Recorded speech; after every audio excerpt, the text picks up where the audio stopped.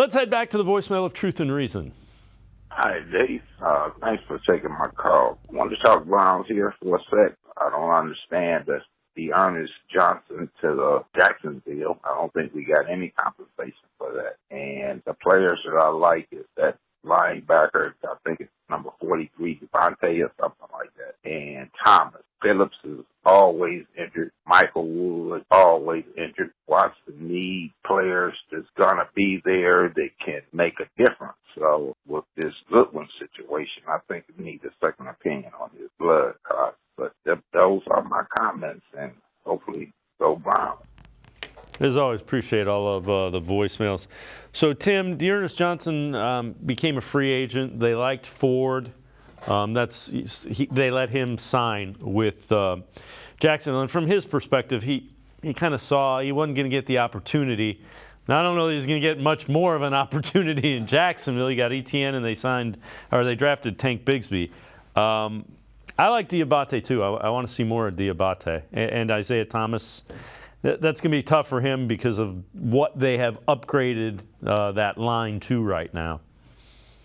Yeah, I'll start with Thomas. I mean, he had a couple nice moments as a rookie, but when it comes to the roster and making the team, it becomes a numbers game. And even looking at the depth chart, you've already got the top four kind of penciled in, essentially top five penciled in with Garrett, Za'Darius Smith, Obo Okoronkwo, Isaiah McGuire, and Alex Wright. So unless you're carrying six defensive ends, there's just no room for Isaiah Thomas on the team. It's just tough, but that's just kind of the way it is, in the NFL. When it comes to Mo Diabate, I mean, how could you not like what Mo Diabate did in that game against the Eagles? Got the safety, forced a fumble.